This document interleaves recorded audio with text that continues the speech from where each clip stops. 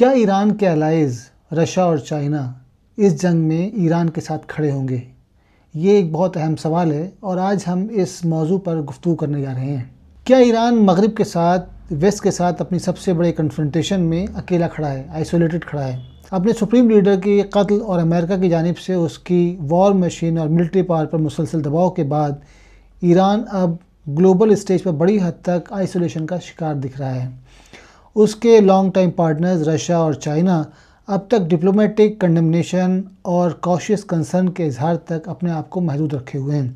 جیسے جیسے جنگ شدت اختیار کرتی جا رہی ہے، تہران نے اس تنازع کنفلکٹ کو مشرق وسطیٰ سے باہر تک پھیلا دیا ہے۔ امریکہ اور اسرائیل کے اٹیکس کے جواب میں ایران نے میزائلز اور ڈرونز فائر کیے ہیں اور اس کے امپیکٹ بیٹل فیلڈ سے کہیں دور محسوس کیے جا رہے ہیں۔ اس کے اثرات گلوبل انرجی کی مارکیٹس میں گونج رہے ہیں۔ واشنگٹن سے بیجنگ تک دارالحکومت کیپٹلز ان جھٹکوں کو محسوس کر رہے ہیں اور دنیا کے سب سے اہم توانائی راستوں انرجی روٹس میں سے ایک آبنائے ہرمز یا اسٹریٹ آف ہرمز کیس کا شکار ہو گئی ہے۔ دنیا کی تقریباً 20 سے 25% تیل کی سپلائی اسی نیرو واٹر وے سے گزرتی ہے۔ اب اس واٹر وے سے گزرنے والے بحری جہاز یا میری ٹائم شپنگ یہ مفلوج ہو چکی ہے۔ ایرانی میزائل سائپرس، آذربائیجان، ٹرکی اور گلف اسٹیٹس تک جا پہنچے ہیں۔ امپورٹنٹ کمرشیل ہبس، توانائی کے بنیادی ڈھانچے یا انرجی انفراسٹرکچر اور US ملٹری بیسز کو نشانہ بنا کر ایران نے پریکٹیکلی جنگ کو ان کے دروازوں تک پہنچا دیا ہے۔ آئل فیسلٹیز، ریفائنریز اور کی سپلائی روٹس نشانہ بن رہے ہیں۔ اس کے نتیجے میں عالمی سطح پر کروڈ آئل اور قدرتی گیس، نیچرل گیس کی سپلائی بہت بری طرح متاثر ہوئی ہے۔ اسٹریٹ آف ہرمز پہلے ہی بند ہونے کے باعث ان حملوں نے انرجی پرائزز کو آسمان پر پہنچا دیا ہے۔ مارکیٹس انسٹیبلٹی کا شکار ہو گئی ہیں۔ میجر اکانومیز امیڈیٹ رسپانس دینے کی کوشش کر رہی ہیں۔ یہ کرائسس ظاہر کرتا ہے کہ ایران کے رد عمل یا رسپانس کے اثرات کے مقابلے میں دنیا اب بھی کتنی غیر محفوظ یا ولنریبل ہے۔ لیکن شاید اس تنازع کا سب سے امپورٹنٹ پہلو ایران کے دو طاقتور الائز روس اور چین کا اسٹریٹجک ریسٹرینٹ کا رویہ ہے۔ انالائز کے مطابق یہ احتیاط دراصل ایک کولڈ اسٹریٹجی کیلکولیشن کی عکاسی کرتی ہے۔ ایران کے حق میں اس وقت انٹرونشن کرنا جب وہ اسرائیل اور امریکہ دونوں کا سامنا کر رہا ہے بہت بھاری قیمت کا باعث بن سکتا ہے اور پوٹینشیل گینز بہت محدود ہوں گے۔ خطرات یا رسک بالکل انپریڈکٹیبل ہوں گے۔ نہ ماسکو اور نہ ہی بیجنگ اس برڈن کو اٹھانے کے لیے تیار نظر آتے ہیں۔ واشنگٹن انسٹیٹیوٹ کی رشین ایکسپرٹ انا بورشیشوسکیا یہ وضاحت کرتی ہیں کہ پیوٹن کی دوسری پرائرٹیز ہیں۔ ان میں سب سے اہم پرائرٹی یوکرین کی جنگ ہے۔ روس کے لیے امریکہ کے ساتھ ڈائریکٹ ملٹری کنفرنٹیشن میں داخل ہونا ایک خطرناک اور بہت ہی ڈیزاسٹرس قدم ہوگا۔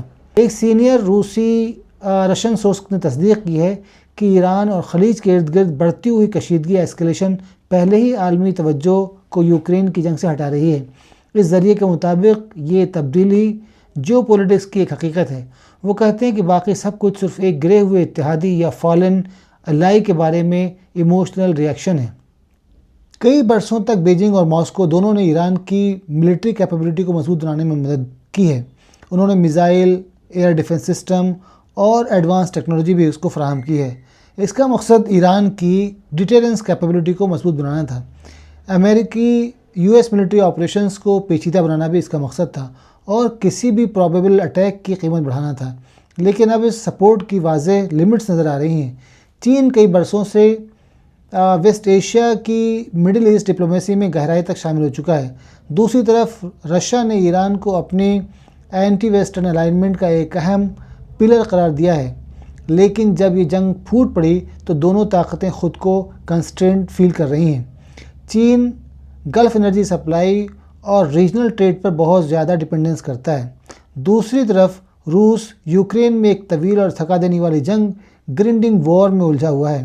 اس جنگ نے اس کی فوجی صلاحیت یا ملٹری کیپیسٹی کو کمزور کیا ہے اور ماسکو کو تیل سے مالا مال آئل رچ گلف اسٹیٹ کے ساتھ ڈیلیکیٹ ریلیشنز برقرار رکھنے پر مجبور کر دیا ہے۔ اس کا نتیجہ ایک حیران کن جیو پولیٹیکل پیراڈاکس کی صورت میں سامنے آتا ہے۔ ایران اب بھی روس اور چین دونوں کے لیے اسٹریٹجک طور پر یوزفل ہے، لیکن بظاہر اتنا مفید بھی نہیں کہ اس کے لیے جنگ لڑی جائے۔ جیسے جیسے جنگ پھیل رہی ہے اور دنیا بے چینی سے دیکھ رہی ہے، ایک سوال باقی رہ جاتا ہے: کیا ایران اسی طرح زیادہ تر تنہا لڑتا رہے گا، یا روس اور چین کے جغرافیائی یا جو پولیٹیکل کیلکولیشن میں کبھی تبدیلی آئے گی؟ فی الحال جواب واضح دکھائی دیتا ہے: تہران اب بھی ایک قیمتی شراکت دار یا ویلیوبل پارٹنر ہو سکتا ہے، لیکن گلوبل پاور پولیٹکس کی سخت منطق میں وہ اتنا قیمتی نہیں کہ اس کے لیے جنگ لڑی جائے۔ یہ ایک بہت ہی کروڈ ریئلٹی ہے